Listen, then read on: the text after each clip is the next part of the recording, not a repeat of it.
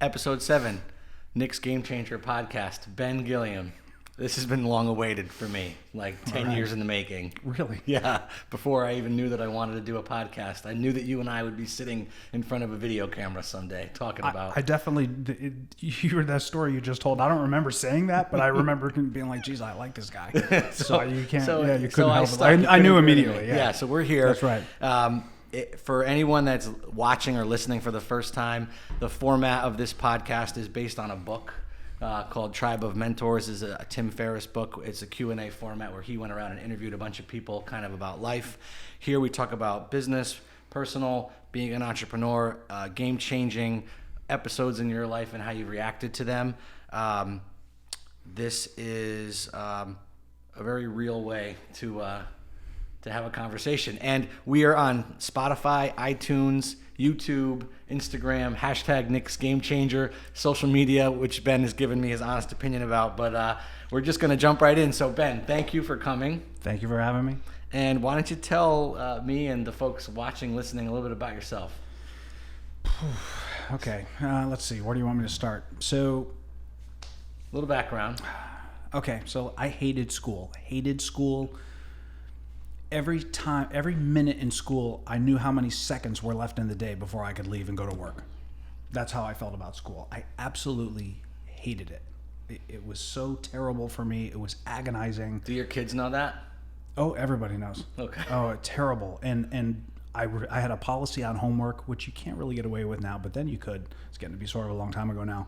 I would listen in class, and I would get good grades on tests and quizzes and get zeros on every homework. Right. And pass with a C or a D. Right. It was perfect. As soon as I left school, no more school. They weren't allowed to touch that time. That's got it. So then the Marine Corps.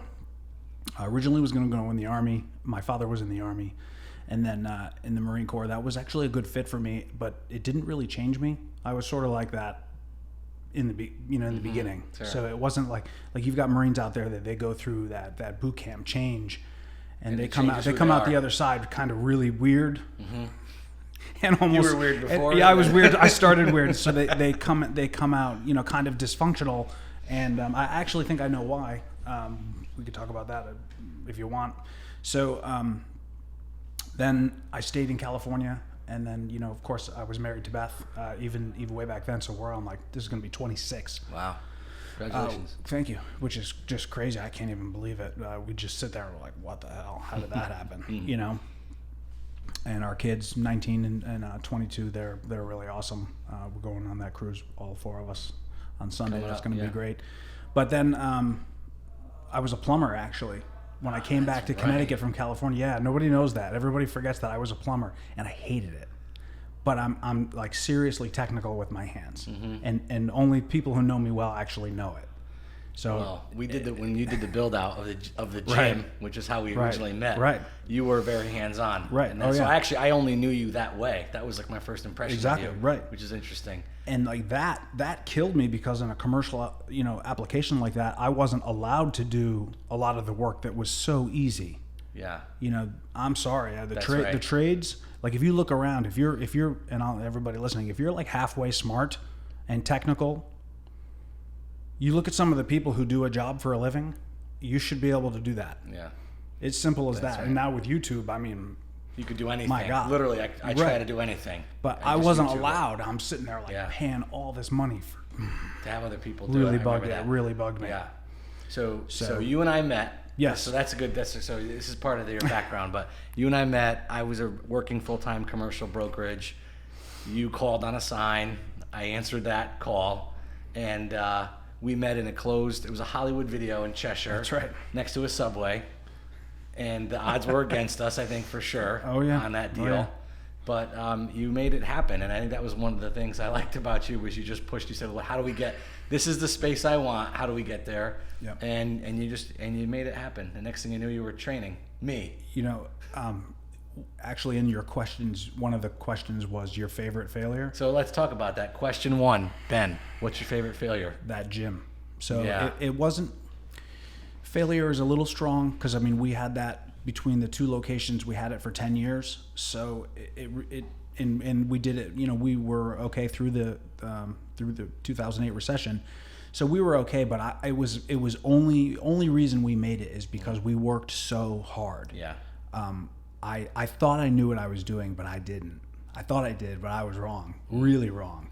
So it was so many lessons on what to do and what not to do, types of businesses that are attractive to me now, that sort of thing. And it was, just countless lessons learned. So, and every step, if you go through the checklist of everything I've done, it's pretty crazy how things led into each other.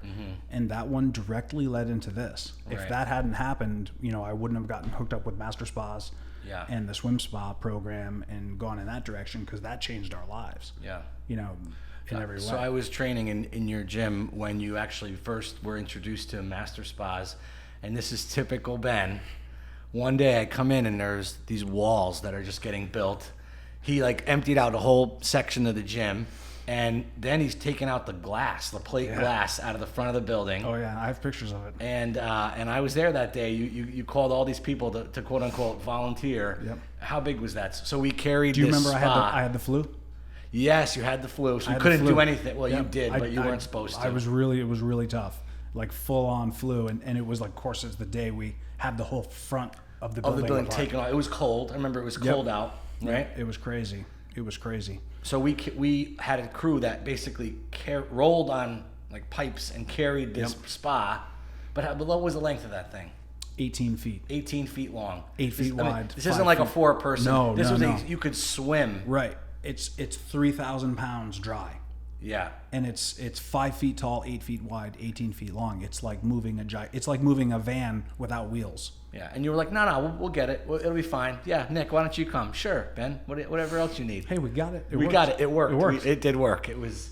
I was not now the that defined you in so many ways. That experience of who you are as a person. Now, the interesting thing that happened is on the backside, when we took that out, I actually wasn't there, and it was fantastic. Well, I actually missed that. We my dear friend, who we'll mention again, Mike Wright. Mike, I was going to say. Mike Wright, Mike Wright. He is,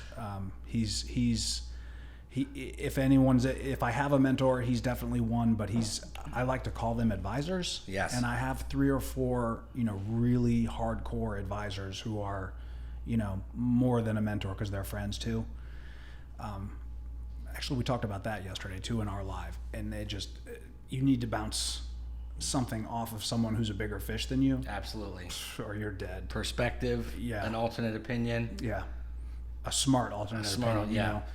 He's among one of the smartest people I know, and he's just so fantastic. But thanks again, Mike. If you ever watch this, thanks again for making it so that swim spa left that building and I didn't have to be there. Fantastic. Still celebrate it to this day. We could talk all about that swim spa, but so long story short, you had a training gym. Mm-hmm. You got involved in somehow you convinced me to do triathlons, which I did for a while, which was some fun. But you've got quite a history there, and so the first sprint triathlon is the short distance. Yes. Yeah. What distance did you get up to? I did a couple sprints. You did a couple sprints. Yeah. Did you ever get up to an Olympic? No. Oh, you should do that. I should, yeah. Okay. If I'm being forced to do the next one, you should then too. I'll do it with you? Right, okay. Right. So I guess we just committed to that on this. Okay. Yeah, and now it's on. There's accountability there. Now it's on record. All right. I'm ready. So I was dared to do the first one. And what a bunch of idiots we looked like. It was like Bad News Bears do triathlon. Just insane. Yeah. So I used a road, it was a straight bar road bike with fat tires. Oh my God.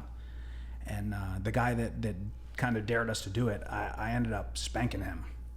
And I was like, all right, that was kind of fun. So, but I could always run from the Marine Corps, Yeah. So I always was decent, even for a bigger guy. Right. I was always a decent runner. And then just caught the bug. I'll never forget though. We had this guy come in and work on our transitions. Yeah. Teach us the transitions when you're changing. From what? From swim to... Well, just for people that don't know, so how to explain how a triathlon So triathlon, you swim first, then bike, and then you run, and then, in between you have to change clothes and change gear, and that's your transition. Right. And the first one is slow, because you're dying. That's right. So this guy comes in, and he is an Ironman coach, and he's going over all this with us. And I'm like, so, what is your time for a sprint? He's like, I haven't done one in a long time. I'm like, well, what do you do? He's like, I race Ironman. So I was like, I'm sitting there. I was a trainer, I was a weightlifter by trade. So what's an Ironman? Well, it's a 2.4 mile swim, 112 mile bike, and then a marathon afterwards, 26 miles. I was like, that's stupid. Nobody can do that. That's exactly what I said. I'm like, that's stupid. Nobody can do that. It's impossible. And he laughed. He's like, it's just volume. Anyone could do it. You could do it. I'm like, I don't think I could do it. I don't know about that. And then we started racing and got the bug. And then every year, I went further and further and further. And now we've got a few Ironmans. So you are an Ironman. I'm an Ironman and an Ironman coach. Wow. So we maintain that and too. How many have you done to date? Three. And I'm sure they're always in a pretty cool location. So where have you done them? I like hot races. Okay. I hate cold. I don't want to be cold anymore. So I did Texas a couple times in Florida.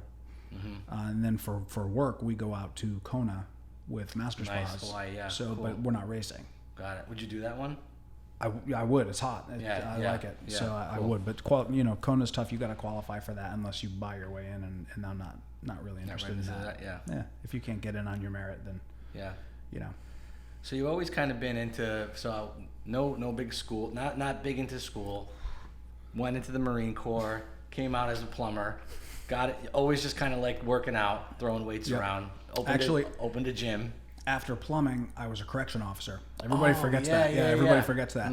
So I wanted every Marine wants to be a cop. Yeah. So I was taking all these tests and corrections called first. Actually, that's a weird story. I moved, and they couldn't find me. They're sending me letters to my old address. There was no forward, so I never got the notice. So then someone who worked for DOC was looking at my file. I was like, why is this guy not calling us back? And he actually searched and found me. A state employee did that, and I was like, oh my God, I totally want to do this. He's like, I kind of had that feeling, and he searched me out. If this guy hadn't gone above and beyond, it never would have happened. Yeah. That's kind of started the weightlifting, getting serious. It was always a hobby until then. So then corrections came, and I everyone at that age, you want to be a police officer, you want the benefits, and you think the money's good, but it's really not. It's really not. And it's limited. Yeah, and I mean now, being a police officer has got to be the worst job. I know. It's the environment for them is so incredibly challenging. It's high risk and just very dangerous. But as you go through life, your views change and you get older and all that too. So I did that for a few years, and then started really. I'm like, I'm going to be a correction officer. I better lift weights harder. Somehow that it makes it in case you had to arm wrestle somebody. Right, you're like, arm wrestle. It makes no real difference in reality, but in my brain I just had to. Yep. So I had to be prepared somehow. So then I got serious about that. Then started training on the side. Got it. Turned into that. Then it all turned over. That resulted in a training studio and my own business on the side. And then I was making more from my business than I was from corrections. So then Then I was like, it was funny. There's a couple defining moments in corrections, and one of them was I had a lieutenant's car get repossessed at work. And I was like, and he was a gambler and all that stuff. And I'm like, I'm out of here. I'm not dealing with this crap anymore. And it's just, I don't know why it bugged me so much, but it did, and I was gone.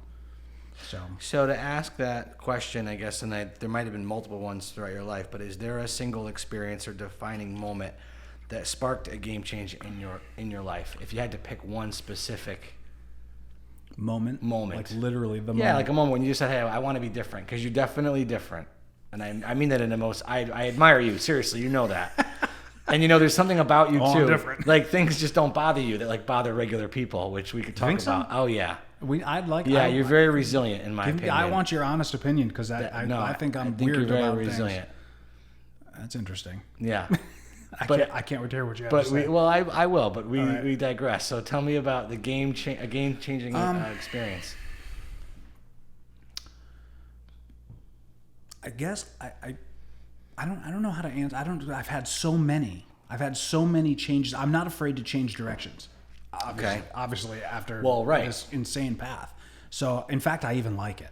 I like to change things up. Then you take like my mom. Mm-hmm. Same forever, no changes allowed, and we harass each other about it. It's great. And my brother is like my mother. My father was like a knucklehead, brilliant guy, but just so crazy childhood with that guy. And but I'm more like him than anyone, but with a mix. Do you remember the Lux timers with my grandfather? I remember something about that, but I don't. So do you remember those Lux minute minders, the egg timers? Yeah. My grandfather was Paul Lux. Oh, that's remember? I forgot about that. Yeah, Yes, so he was a huge manufacturer. Yes. So all along, and like, I always wanted to be a manufacturer. I think that's the coolest of things. And I think because of him. So they made those Lux minute minders. They made 1 trillion of them. Everyone in the world, if you take a picture out, do you know what we're talking about? I mean, everyone in the world, if you take a picture out, they're like, oh yeah, I had one of those. Yeah. I used to throw it at my brother. Wow. You know, and he was, my brother and I, oh my God, we used to play baseball with one. Yeah. And they're crazy. So everyone in the world had that. And then he always used to say, you know, as soon as the U.S. doesn't manufacture its own goods anymore, we're done. We're no longer a superpower. And he just always felt that way. And he employed a lot of people and sold a lot of that's stuff. very interesting. Yeah. So he was probably a huge influence, even though I may not have known it at the time. Yeah. And just all that stuff kind of gets stored away in the back. But maybe you picked up on subconsciously, but you were kind of picking up all the But at the same time, I hated school. Traits. Right. So it doesn't help if you want to head down, you know, a business path. Right. And then you can't stand, you know, there's not enough oxygen in the room in a school for you to live in. Right. So I hate it.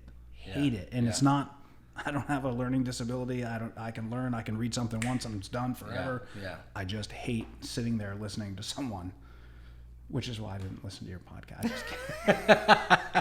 if it makes you feel, I don't listen to anything I do either. You don't listen to your own. So I don't listen to okay. I hate, like, if the radio comes on and the song's over and someone's talking, I'm like, shut up. No one wants to hear what you have to say. You want to hear music. Yeah, I want music. Right. Yeah. I played music. I want music. I don't want to hear this person's nonsense. You have a favorite band? Genre? Oh, 80s rock. 80s rock. Are you a concert guy or not really? No, I hate it. Interesting. Yeah. I wouldn't have guessed that. But my brother's like musician. Oh yeah. Awesome, amazing guitarist. Guitar player. And we've got some crazy musicians in our family. I don't have a friggin' lick of it. Okay. None of it. I hate live music except for listening to my brother. And Scott, if you ever see this, when you post your videos, I do watch them, and I, based on what we've just talked about, you should feel special. Yeah, exactly. That's a big deal. I hate it. I hate concerts. I hate that many people, and it just bores me to death. So when you feel overwhelmed, how do you refocus? I actually liked that question. It's a good question.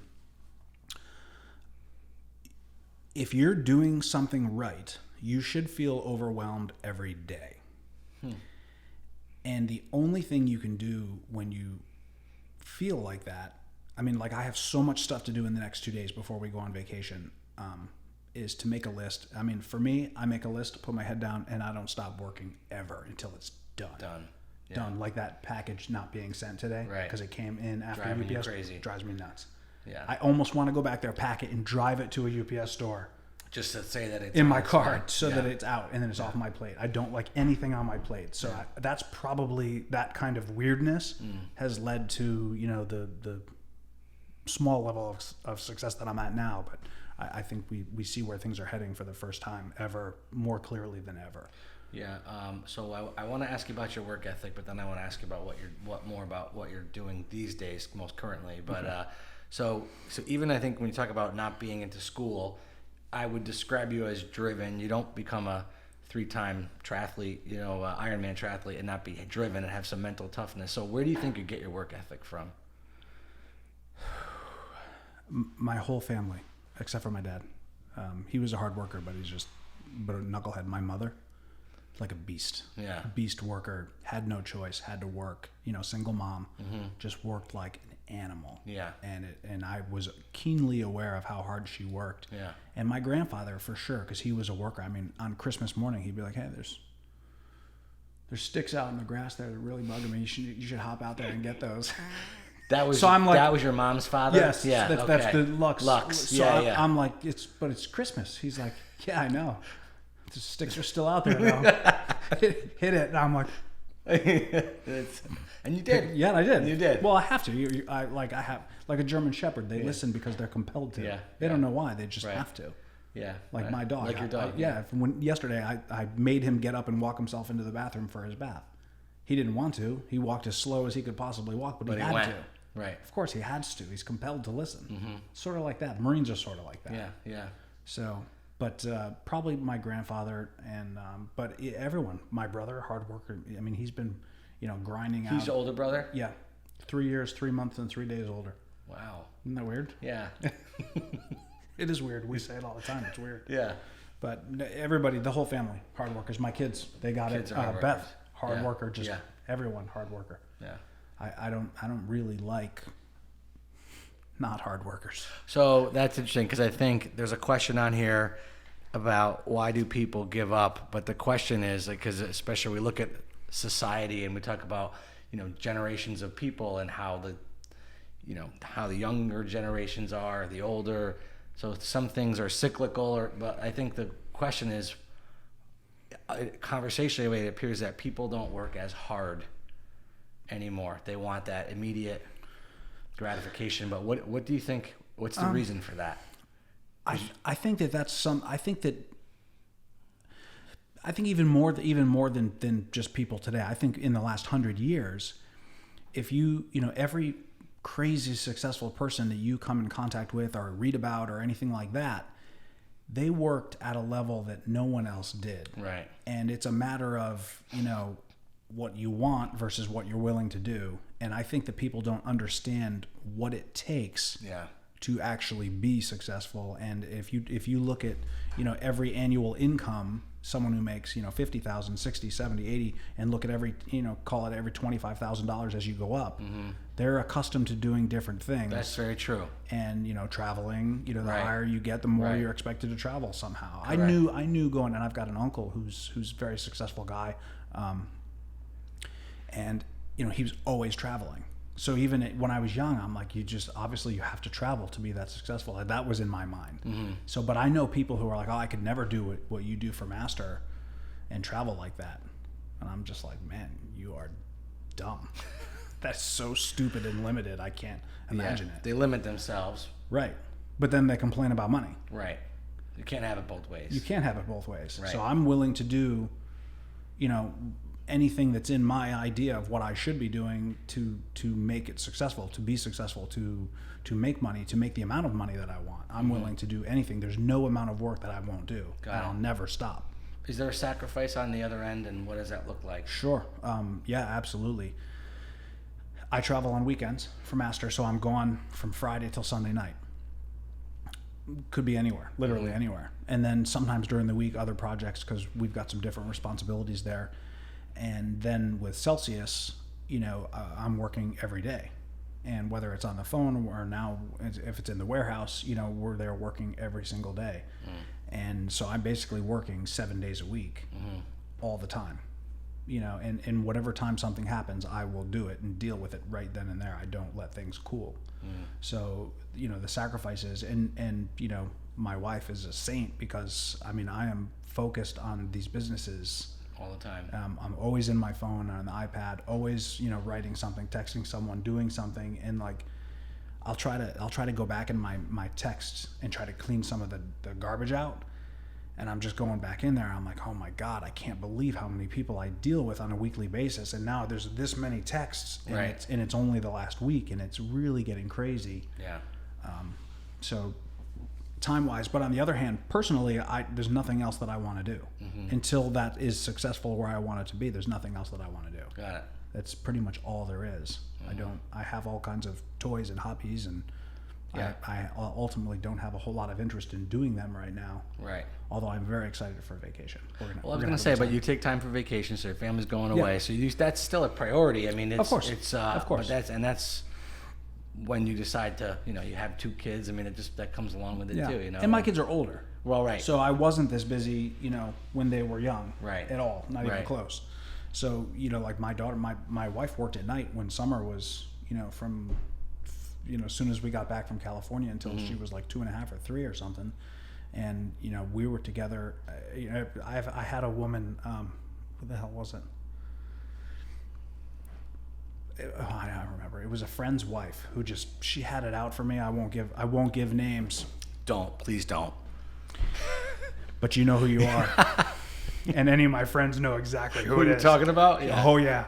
She just had like the biggest raging hard on for me, and it was not in a good way. just crazy. And one time, like, she was yelling at me for something, and I gave her such a wide berth because of my friend. And I mean, normally I don't tolerate that. I don't tolerate that Yep. at all. And one night we were there. It was actually a party at their house, and she like launches into me, and I'm like just blasted her. She actually left and locked herself in her own bedroom, and I stayed at her house at the party afterwards. It was insane. I apologized to my friend 40,000 times, and he didn't care.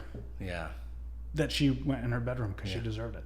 Anyway, but she said, "Did you ever change a diaper?" I'm like, So Beth was like offended. Like, you have no idea how many diapers he changed. My daughter and I just every night. Yeah. You know, Beth went to work Beth because we couldn't afford daycare. Right. You know, so we had no choice. We had to split shift.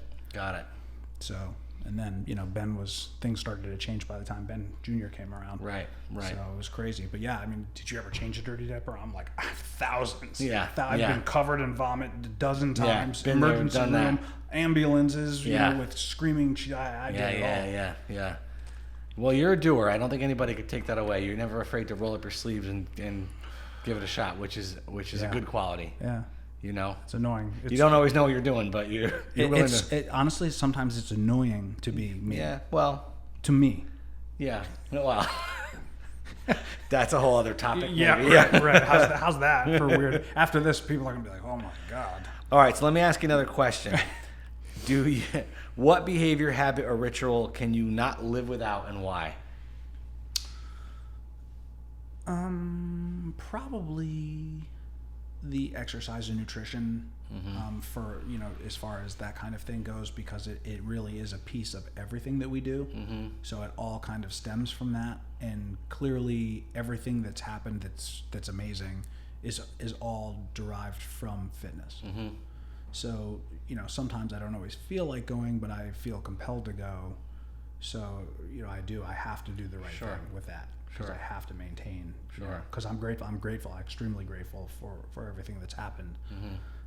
Even the painful lessons learned at the gym.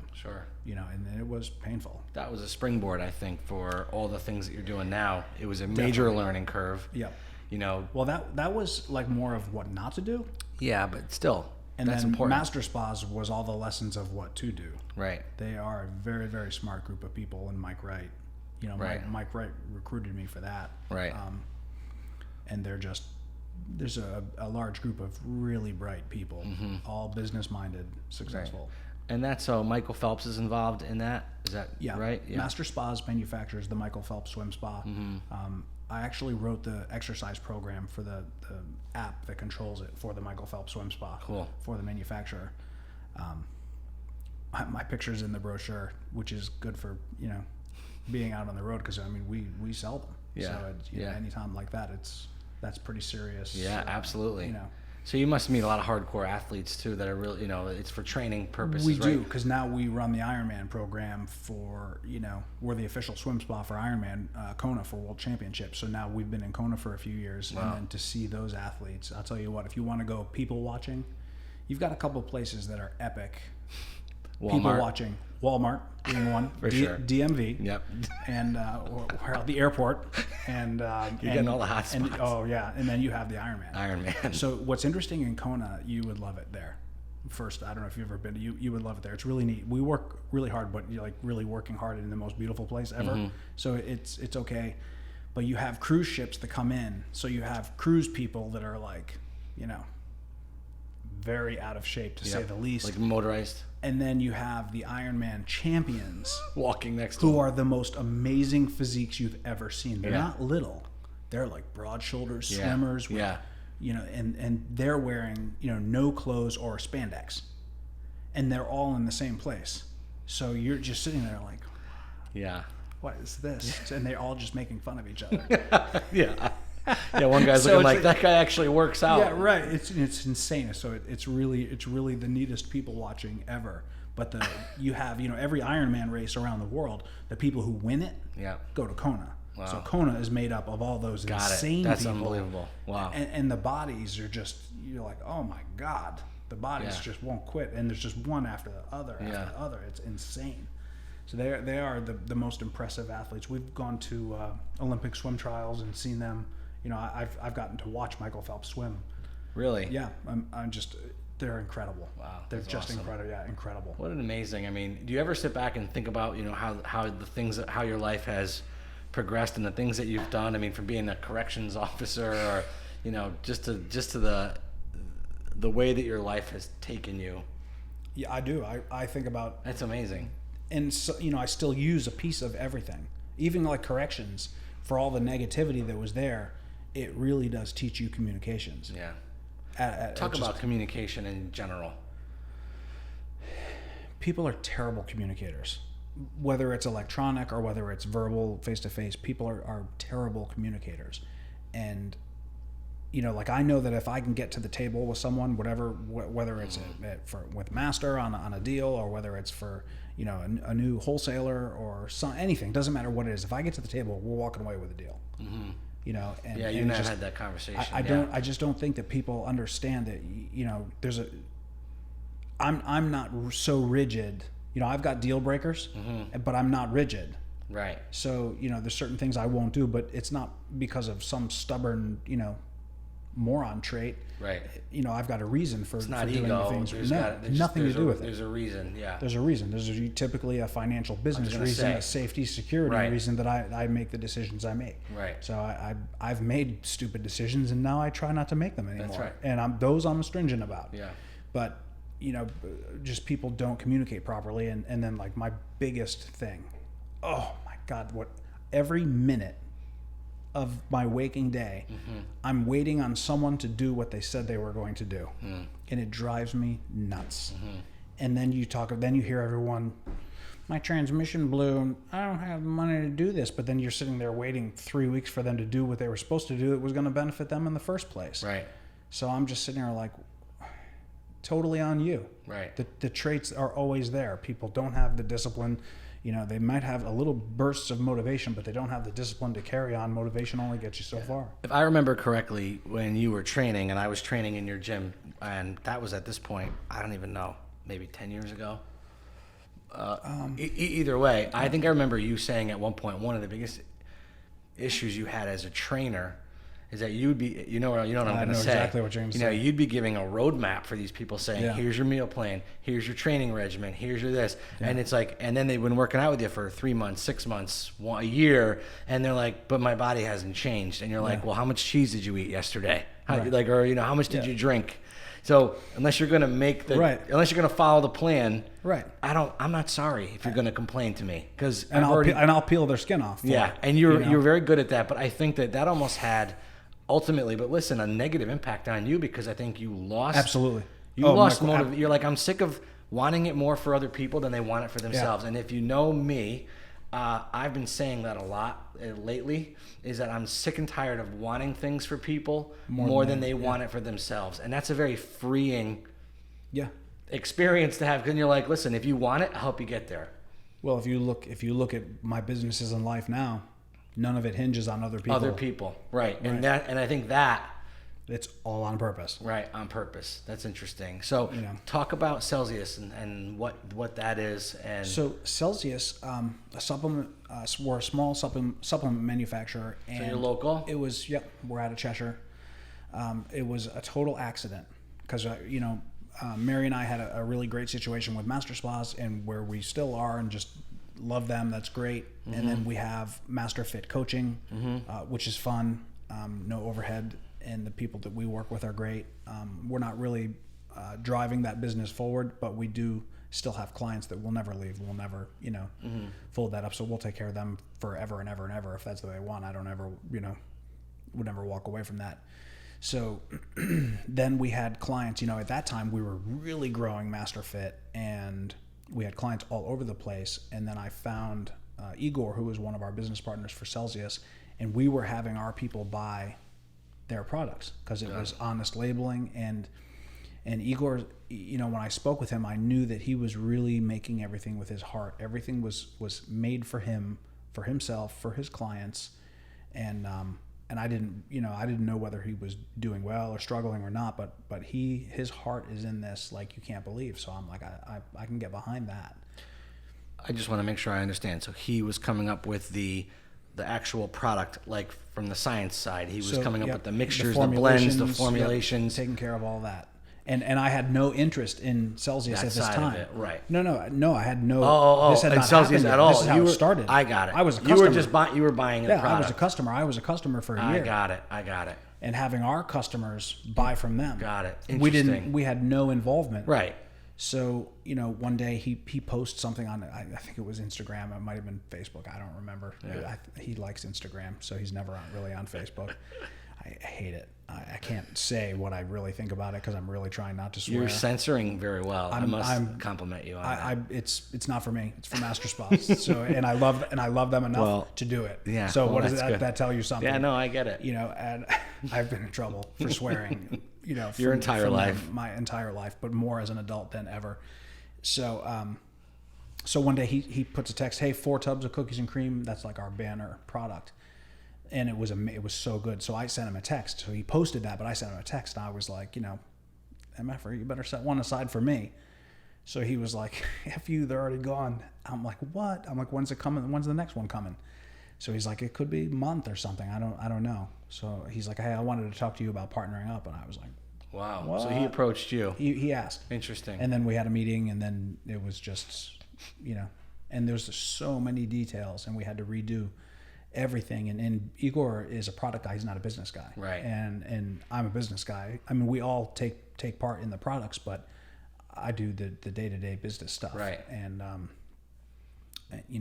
Gigi's the graphic designer, and it's amazing having that capability in-house. Right. That's what cool. that's like. It's amazing. Yeah. Yep. And I hope she realizes that value, because it's insane. I do. Mm-hmm.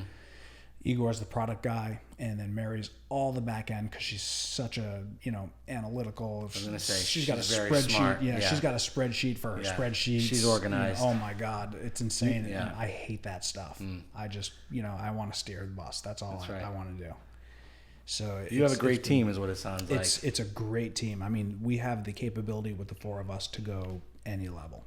Yeah, so that's awesome. The capability is there. And everything that you do, I see the connection. Just like the things I do in the real estate world, right. They all may be different, but they're all right. Still brick and mortar and always very expensive, but all tied to nutrition, exercise, all right. So it's all related. That's really cool. And then we're going to do some things that have not been done so much. We want to have private Facebook group for our retail customers for wellness and fat loss, and it's private. And then we want to do a page that's private for, business owners with brick and mortars, because their overhead is high. They have different concerns than other people do. Right. And then we want to do some kind of a flagship program for trainers who are successful and driven, so that they can have a small business set up. But they shouldn't be on the page with the people who have, $10,000 a month of overhead, because they have different concerns altogether. Yeah. So, but we want to be able to take care of them, because the little guys in the fitness industry have been ripped up and spit out. Mm-hmm. So that's really the goal, is to take care of the little guys. Got it. That's wonderful. That's cool. So, talk about a couple more things before we wrap up. But how has the people, because you talk about your team, which made me think about it, and you've got a couple of really good teams of people in the different businesses you're involved in. How has the people in your sphere of influence impacted you in your career? And has the people that are close to you in your life, has that changed over time? Like friends, you mean? Yeah, but yeah, definitely, because I'm getting weirder. That's how you describe it, but okay. To everyone else, I'm getting. They call it when you have a little money, they call it eccentric. It's like It's like complimentary. I guess. Like, oh, he's eccentric. I'm not sure. Fine. It's always Someone called my daughter the other day entitled because of my car. Yeah, well, there's no correlation there. They're just jealous. That's a different so word for that. I'm like, yeah, no. have him call me. Yeah. I will rip him up and shit him out. I'll let one out for that. There you go. One. Oh, so much better. Like, all right, now the real show starts. Okay. So I know you'd love to have like a violent rant on here. I can't. No, I'm we're really not going trying for to be a a good violent boy. rant. Okay, good. No, that's good. But I'm glad you feel better now. So yeah, can you believe that? And she's like, you have no idea how wrong you are. Yeah. You don't know anything about us. Yeah. So Summer worked for everything she's got. Oh yeah, and she still does. She's got a Honda. Yeah, right, exactly. She's not driving around in my car. She's got a Honda. Honda, yeah. Normal Honda, normal car. She works, and like, what the heck? That's right. Well, so someone's always gonna have something to say. Yeah, and I don't really care. Yeah, actually, if anyone can say whatever they want to me. Although people tend not to say much to me, but saying it to my daughter, that was like, yeah, that really got you. Yeah, I don't like it. I have another question for you. How do you want people to remember you? You know, I read that question, and it was like one of the ones I was going to be like, I don't know if I can answer that. Not that I don't want to. I don't know. I've been thinking about getting older. The kids are getting older. You know, we're all getting older. You know, we lost my grandparents. I was like 40 when my grandparents passed away. I mean, most people don't have a relationship like that with their grandparents, and they were such a huge part of our lives. My kids had an amazing relationship with their great grandparents, which is very rare, very long relationship. It's amazing. But I think about all that stuff, and it like makes me sad. And truthfully, I'm not a religious guy. But I definitely, as I'm getting older, I definitely see how people would turn to religion when they start, thinking about the end of things. And I don't want to waste any time. I want to make sure. So I don't know how to answer that. I'm not sure how I feel about it. I usually stop thinking about it because I don't like to think about it. That's a whole other. I'll just push it out and just not think about it at all. Yeah. So I guess I'm in denial. I'm in denial about how you want to be remembered, or all the other implications. The whole subject. Yeah, the whole subject. I'm just turn the page. All right, fair enough. So here's my last question. Do you have a personal motto, or even like a mantra? Yeah, a mantra. I don't. You don't. I don't.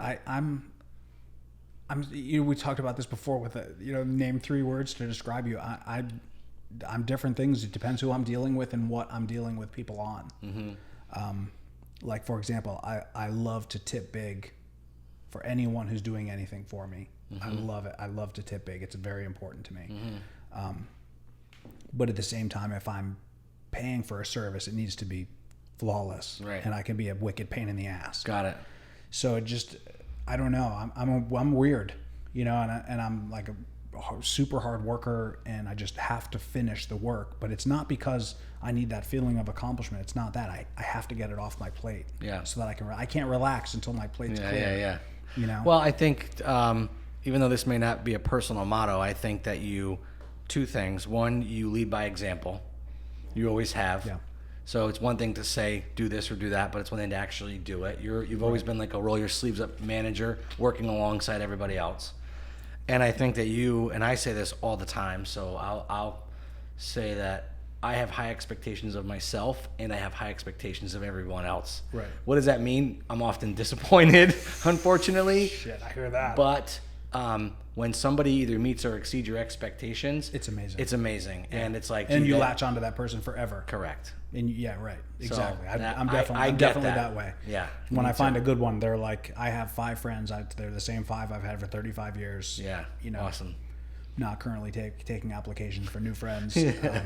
But when you find someone who's really good and locked on, they go on the speed dial because it's just so rare. And then right now, I am surrounded with, like you said, just awesome people, and it's like invigorating. It's motivating. And 90% of the people surrounding me are a bigger fish, which I think is important because people who are more successful, they know the things that you don't know. Right. And circle back to the thing that people don't understand what hard work really is. Yeah. They think they do. Punching a clock for 40.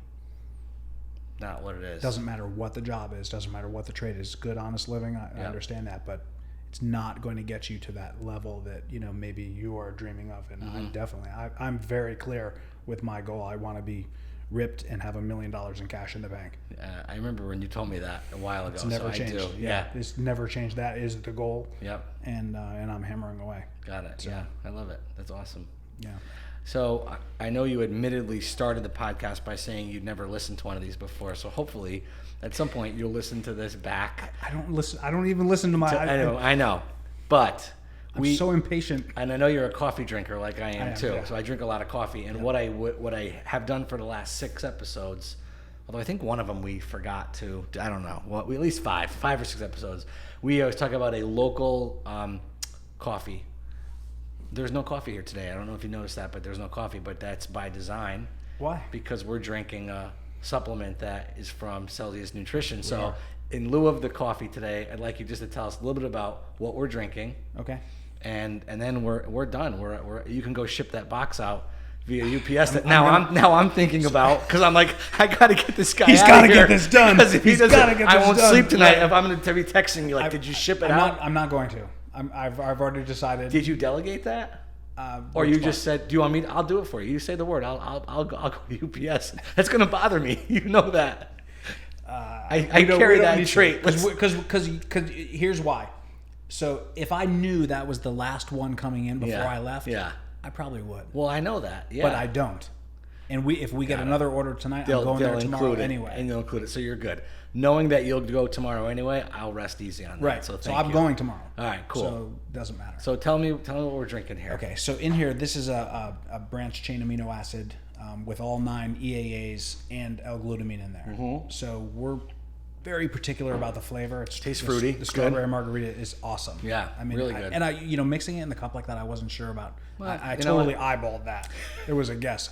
Like I know exactly how much to put is in there. Yeah, right. And the taste is amazing, but it's healing. Your BCAAs are you're building muscle, you're repairing tissue. Right. But BCAAs by themselves, if they don't have all 9 essential amino acids, it's just like taking a little extra protein. Got it. So there's still so many. You go to the store, there's BCAAs. If they don't have all 9 EAAs with them, it doesn't work at all. It's all been disproven. So like our thing is we don't make anything that's been disproven. Mm-hmm.